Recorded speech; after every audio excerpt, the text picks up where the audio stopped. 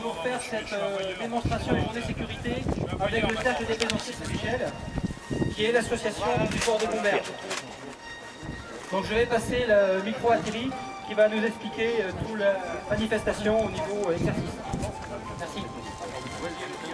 Merci, bonjour à tous, et merci de nous accueillir dans le petit port de Comberges. La vedette de sauvetage là, que vous voyez devant vous, SNS 229, appartient à la station Côte d'Amour qui est basée sur Port-Michel, dont le secteur d'intervention va de Basse-sur-Mer à la pointe de Saint-Gildas, par le cross, 24 heures sur 24, 365 jours sur 365, avec 32 sauveteurs permanents, sauf l'été, où la station Côte d'Amour est la seule station en France à avoir des sauveteurs saisonniers embarqués, avec des stages spécifiques. Donc je vais vous présenter, il y a Venceslas, chef de poste, Jean, on peut lever la main, Jean, Cyril et puis, Cécile, nos sauveteurs saisonniers embarqués avec des stages très spécifiques. Donc Venceslas, tu pourras faire un... Là on va parler de la pyrotechnie.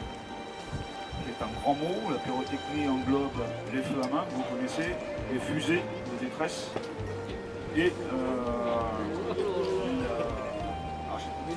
les fumigènes, merci. Un petit rappel de législation, et là je vais poser la question, une petite question toute simple. Le 14 juillet, a-t-on le droit de tirer des fusées?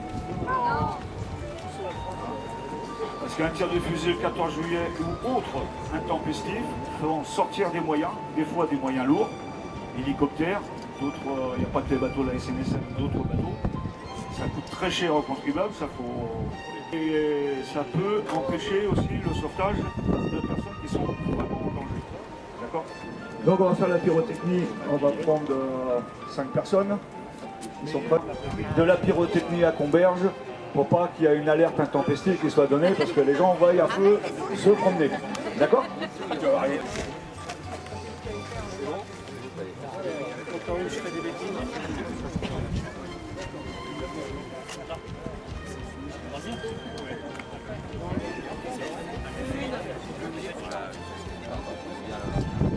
Oui, parce qu'il y a plusieurs types. Vous avez ce type-là. Donc toujours sur la pyrotechnie, même avant de s'en servir, ce qui est bien, c'est que tout est marqué. Donc c'est de lire les instructions pour savoir comment on les percute. D'accord? Tous. Vous avez la date d'appréhension et vous avez 3 vignettes qui vous expliquent, 3 ou 4 vignettes suivant le constructeur, qui vous expliquent comment la mettre en œuvre. Alors sachant que pour la pyrotechnie, feu à main, on l'utilise vraiment en étant en danger. D'accord? On l'utilise que si on aperçoit un autre bateau ou quelqu'un qui est susceptible de vous voir. Parce que si on ne peut pas, vous pouvez toujours percuter, ça ne servira strictement à rien. D'accord? Si vous êtes en panne, par exemple, en pleine nuit, que vous donnez une position qui n'est pas très fiable, la SNSM ou autre vous demandera peut-être d'en percuter un feu à main de façon à vous signaler de pouvoir avoir un azimut pour aller vous chercher. D'accord? La percussion de la feu à main, vous avez tous des bâtons en plastique. On ne le fait pas sur le bateau, on le fait à l'extérieur pour ne pas brûler. On essaye de prendre un gant pour ne pas se brûler non plus. Parce que la combustion, c'est quand même plus de 3000 degrés. Donc il faut faire très attention. Et pour les voiliers, on va pas mettre le feu à la voile, quoi. Hein? Ce serait dommage. Et toujours sous le vent, jamais au vent. Parce que vous avez déjà percuté des feux? Oui. Vous avez vu, il y a des petites flamèches qui descendent. Donc vous allez vous mettre avec chacun des sauveteurs qui va vous... On attend avant de tout défaire. C'est bien. Voilà, je peux faire. Sécurité avant tout.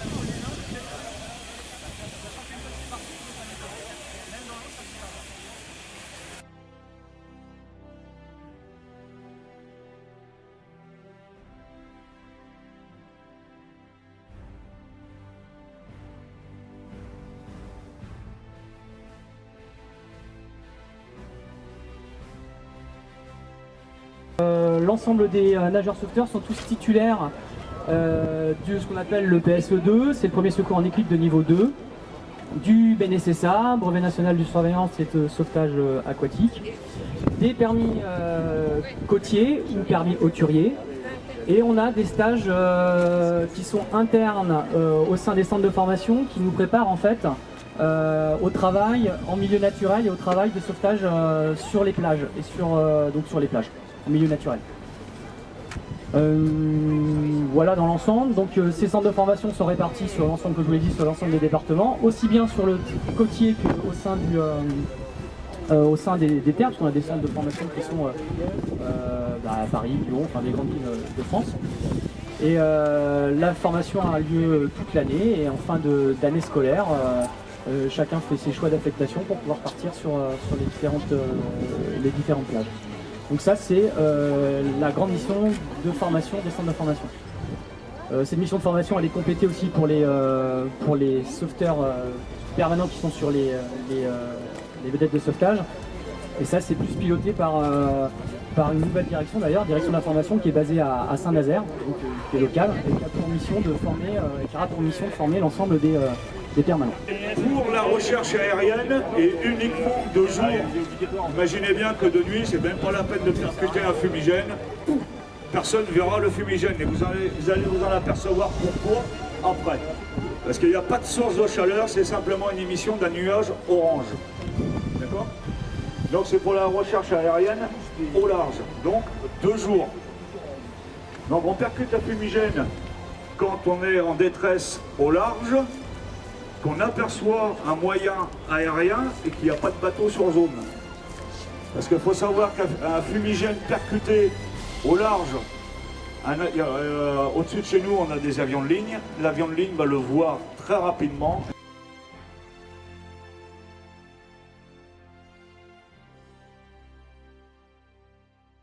Non. Vous allez voir le coup de fusil que ça fait.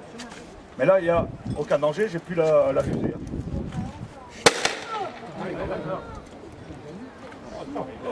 C'est pour satelliser la fusée, d'accord? Donc, voilà, la fusée, donc vous avez vu ce que j'ai fait, hein, on enlève le capuchon. Là, c'est l'opercule, on ne l'enlève pas, on s'en occupe pas. Et quand on va percuter une fusée, alors là c'est pareil, on va mettre ça là, on la tient fermement. On la met pas comme ça, parce que là ça vous décapite. Non mais sérieusement, faut pas jouer avec ça parce que c'est hyper dangereux. Et on percute. Alors on essaye de rester droit pour que ça monte le plus haut possible, sachant que ceci se met à brûler, mais il y a le parachute qui va se déployer. Voilà. Et comme c'est très très haut, ça à 300 mètres, ça va brûler pendant 1 minute et ça va descendre. Gentiment. Vous avez compris le principe? Voilà. Mais les conventions avec les opérateurs téléphoniques ont été dénoncées. Donc on est repassé, C16 on oublie complètement et on passe par le 112. On la lance à l'eau, hein, il suffit de la jeter dans l'eau, regardez bien, hein, on la jette dans l'eau. Voilà. Oui, c'est très lourd, mais ça flotte. Et pour la percuter, il suffit de tirer sur la longe. On tire jusqu'à temps qu'on a une résistance. Et c'est parti.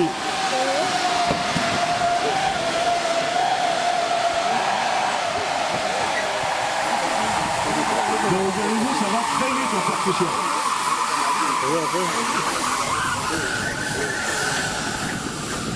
Alors ça continue à gonfler, hein, et il y a les valves de surpression qui sont en train de fonctionner. Hein. Et de compter aussi ses passagers. Vous êtes parti du port avec 4 passagers, le bateau est en train de couler, vous percutez la survie, vous montez dans la survie, vous comptez, il est plus de 3. Il y a un problème. D'accord? Donc se compter aussi, savoir si tout le monde est là.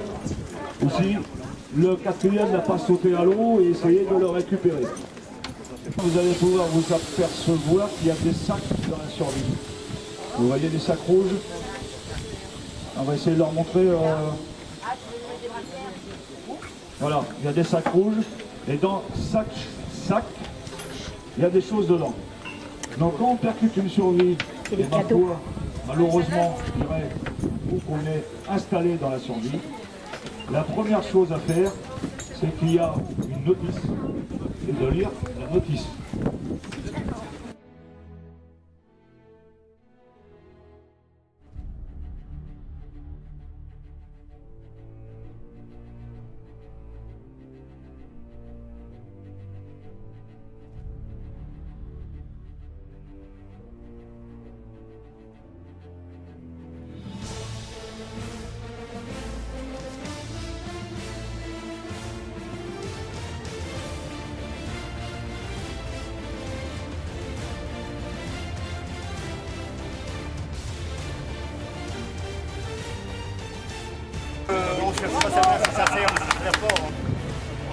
Bien, je pense qu'on va pouvoir remercier la SNSM de la Côte de Jade. Et donc je vous propose de les applaudir. Côte d'Amour, pardon, de les applaudir. Parce que c'est une journée qui a été mémorable. Et je pense utile à l'ensemble des plaisanciers présents. Et qui a pu, j'espère, apprendre plein de choses aux esquivants qui étaient également présents aujourd'hui. Merci à nouveau.